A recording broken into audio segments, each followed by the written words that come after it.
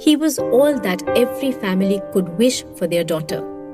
They all observed the extra happiness of Madhu in those days. They thought that she was happy at the wedding of her brother, and they all knew that she hated to talk about her marriage. So, not to ruin her happiness, they all decided to talk about the proposal with her only after the wedding of Chetan.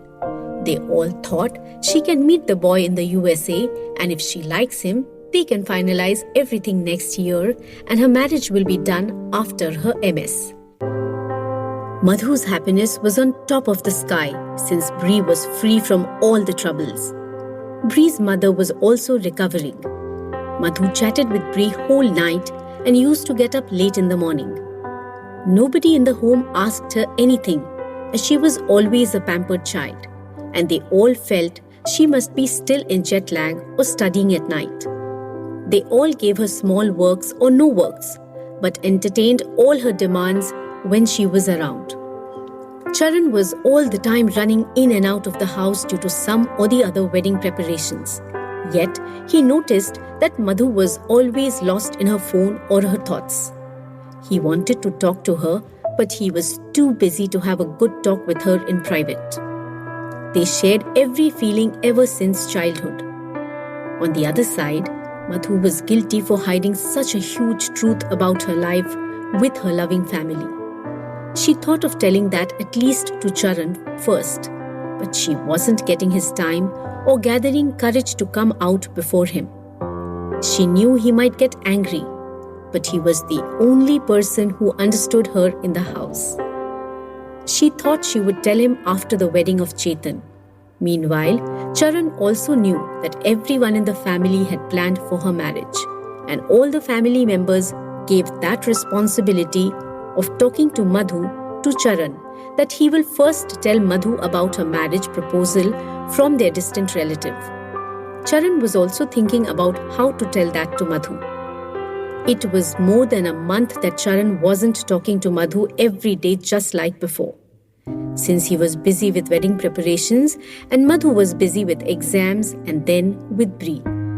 So Charan also didn't know what all Madhu had planned about her life ahead after the first semester of her MS. There were mixed thoughts and feelings on both sides with no communication in Madhu's family. In the USA, Christmas holidays were going in college. Nancy and Bree's bond had become close like never before. Bree's family was getting ready to celebrate multiple occasions Christmas. Nancy's fast recovery and soon to be discharged from hospital, and most importantly, Millers, including their servants, were happy to get rid of dominating Johnsons. Betty was happy seeing all those positive changes in their life. She was the most loyal person who saw Bree's family as her own. Just like every year, Bree sent charities to various organizations in festive season. But in all those happy moments, she didn't feel like cherishing anything. Her home spread the lights in every corner, but her heart was in dark, missing her love of life. She spent most of the time in Madhu's home as she felt her presence over there. She missed Madhu badly. She thought if things were fine, she would have been with Madhu in India. Nancy had seen her feelings closely in those days. She repented for not understanding her daughter and causing all that separation from her love. But Bree didn't complain about anything and kept on smiling in front of Nancy. Back in India, Madhu's house was getting warm every day with different customs of weddings. Only 3 days were left for the wedding. They all went to the family deity temple and finished several customs. It was also the day of Mehendi, and all the members of the family were dancing on different numbers on the grand stage in the night. Everyone was calling Madhu on stage. She was a graceful dancer, but Madhu wasn't feeling like dancing. Reason? She was sending chats to Bree, but her number wasn't available from hours. Bree had always kept her phone data on, but this time it was off. Madhu thought again she had forgotten her mobile at home and went to the hospital. She thought, how could she do it again? She couldn't deny dancing with all the family members and spent time with everyone with fake smile. In the midnight, she tried calling Bree, but her number was still off. Madhu was scared. She thought whether Johnson's did something else this time. She tried Bree's home number and a servant answered the call and said that Bree is spending most of the time in Madhu's home. Madhu's heart melted hearing that. Just like her, Bree was also missing her. She asked for Betty and the servant told her that Betty was in the hospital. Then she asked him about the health of Nancy and he said she was doing good. She thought again and dialed her apartment number to check whether Bree is there. But that number was also unanswered. Madhu thought, when everything is fine, then why Bree is not carrying her phone? Whether she lost her phone somewhere? She slept thinking about Bree. Her worry increased when even in the morning Bree's number was not on. Madhu knew that Nancy's phone wasn't with her in the hospital and she didn't have Betty's number. She again dialed Bree's house number. One of the servants took the phone and said that Bree had called a few hours before and spoken to Betty, and immediately after the call, Betty left for hospital. Madhu got worried after hearing that. She thought of calling the hospital number. In the meanwhile, her aunt came into her room and asked her to hurry up for the haldi function of her brother. With no option, she went to take a bath, thinking, "Where are you now, Bree?" After coming out of the bathroom, Madhu was not in a mood to get ready. She thought Bree had enchanted her love on her. She is not herself, not paying attention to any function of her brother's wedding, for which she had planned so much for months. Now being with her family after so long, she is thinking only about her loving wife. She took her phone to try Bree's number once again. In the meanwhile, beautician came into her room to get her ready according to the function. Her aunts had arranged beauticians for all the ladies in the home for all the functions. Madhu kept her phone aside and sat on the dressing table for makeup, because she did not wish to hurt the sentiments of her family members. Madhu wore a yellow and green color combination half sari. She had glowing natural beauty. Beautician did light makeup on her face. Her bottom curly hair left open, her beauty enhanced altogether. Her elder aunt came inside and smiled, looking at her niece. "Any boy will die to marry my beautiful princess." Saying in Telugu language, she kissed her forehead. Madhu smiled, thinking she already chose her love of life. Her aunt was also ready, wearing a grand yellow and red combo sari.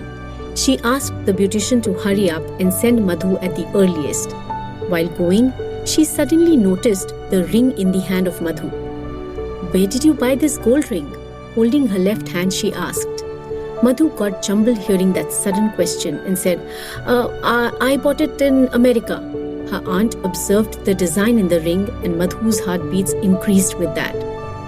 Her aunt was not educated much, but she understood letters in English. "Nice design. Is it looking like some English letter?" She popped another question. The beautician noticed that. "Yes, it has a B letter," she added. Madhu mumbled some words in her mouth, cursing the beautician for adding her special comments by looking down. "Madhu, who has letter B name?" "Nobody in our home has B letter names," her aunt asked her. Madhu thought for some time and said, "Auntie, it's in the city I live in, Boston, and I like this design very much, so I bought it," she said with pauses and sighed. "Oh, stupid girl.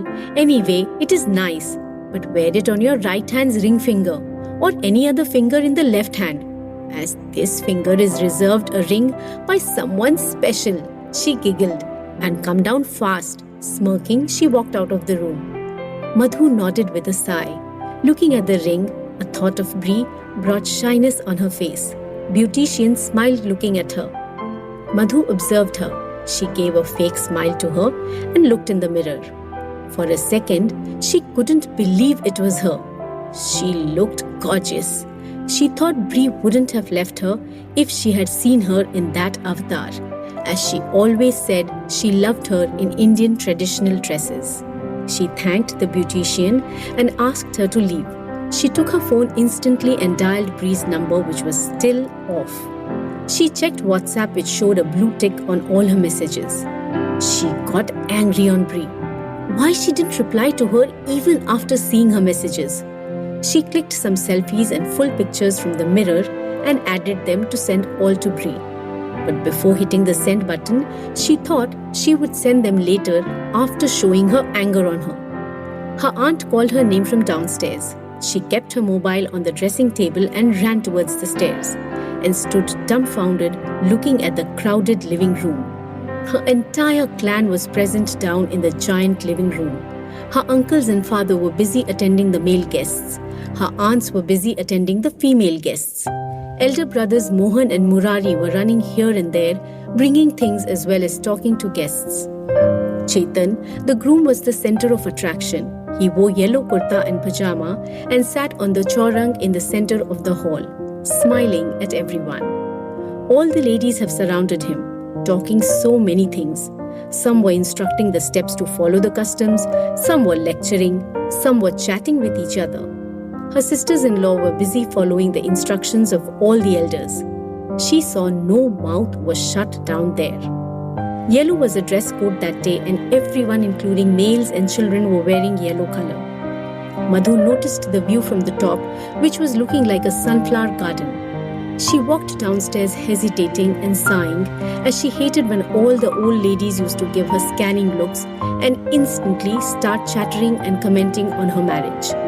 All she got only those marriage sentences in those few days from all those old ladies.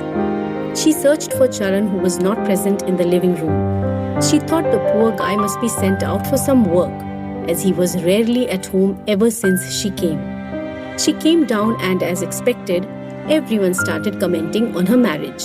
Less spoken Chetan smiled at her and pinched her nose, pouring his love on his cute little sister. She applied haldi to Chetan, first in her family. Then everyone started applying haldi to him. The function was still going on. In the meanwhile, a child of a relative came to Madhu, pulling her dress from down and said, "Someone is looking for you." Madhu turned around to see who else wants to talk about her marriage now, and got stunned looking at the similar tall stature, wearing a lavender shirt dress and white trouser in the crowd of yellow, almost like blue star flower in the garden of sunflower. Madhu's heart stopped for a while, looking at that cute and naughty smiling face. It was none other than Bree. Madhu couldn't believe her eyes. She kept her hands on her mouth. Her heartbeats increased. Her eyes were wide open. Her happiness multiplied 1,000,000 times. She ran to her love without wasting a second and stopped before hugging or any sudden act in an excitement, looking at her family around them. They all were staring at the gorgeous foreigner before them.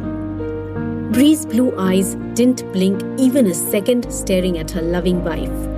She smiled all the time. They both had no words, but their eyes and smiles spoke everything. Madhu smiled with tears filled in her eyes. She whispered, "You are here." Bree smiled and nodded yes, with tears filled in her eyes. They both were staring at each other. Surprisingly, not only Madhu, but all the hundreds of eyes present in the living room were also staring at Bree. Some of them have never seen any foreigner from that close in their life. Bree's gorgeousness was so charismatic that all the men and women got hypnotized. Her tall, slim, fit body, her western sober attire, her fair color, most importantly, her blue eyes, mesmerized everyone present there. Some mouths were wide open, looking at her. There was silence everywhere, but some whispers were going on between grey heads. Madhu's father and uncles asked everyone to ease and get back to normal. Her uncle gestured to Madhu's elder sister-in-law, Vanilla, to attend Bree, as Madhu was dumbfounded. Obeying her father-in-law's gesture, Vanilla came to Madhu and curiously asked, "Is she your friend from America?" Vanilla was the only lady in the house, after Madhu, who knew speaking in English. Although she studied only till SSC, it was in an all-English medium school. Just like her aunts, even Madhu's father and uncles didn't know how to speak English. Madhu got distracted and looked at her sister-in-law and noticed everyone who was staring at Bree. She nodded, saying, "Yes," and sighed. "Oh, hello, I am Vanilla, Madhu's sister-in-law." She greeted Bree by introducing herself. Bree smiled at her, moved her hand to shake with her, and said, "Hello, I am Brianna Miller, Madhu's..." Before she says anything, Madhu jumped in the middle and said, "She is my close friend from America." She sighed, making faces at Bree. Bree smiled mischievously, staring at her, raising one eyebrow. She knew Madhu would not come out that soon to her family. "Oh, okay, nice to meet you," Vanilla said, shaking her hand with her. She felt proud to shake hands with a foreigner for the first time. Then she looked at Madhu and said, "Madhu, why don't you take your friend to your room? Let her get fresh. I will send your breakfast to your room only, as most of the guests have started having breakfast down here. Later, we can introduce her to everyone, as it is very crowded here." Madhu nodded, as all she wanted only that private time with Bree after a long time. Bree's heart also jumped in happiness hearing that. Vanilla looked at Bree and asked, "Is your luggage outside? I will ask somebody to send them all to Madhu's room." "No, my luggage is all in the hotel," Bree said. Madhu looked at her questioning. "Why?" "What? Having a house here, why did you go to the hotel?" Vanilla asked. Bree smiled. "Well, I came late in the night and you have such a big ceremony at home, and you all must be busy with so many guests. So I thought not to pile on," she said. No, please check out from the hotel and you can stay with us here in Madhu's room. Hope you don't mind staying with us all here," Vanilla asked. All Bree wanted only to hear that. She looked at Madhu and a smile was growing on her face. It was all wish come true for both of them. No, why would I mind? I'd love to stay with you," she said, looking at Madhu, and then turned to Vanilla.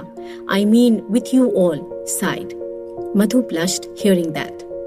"Okay, after the breakfast, I will send somebody with you and you can check out from hotel and come here. Now you both go upstairs." Looking at Madhu, "Let her get fresh. I will send breakfast to your room," she said gracefully in her language. Madhu and Bree nodded. Madhu gestured to Bree to walk with her, and Bree followed her with heart, smiling. Throughout the way, Bree was mesmerized by Madhu's beauty.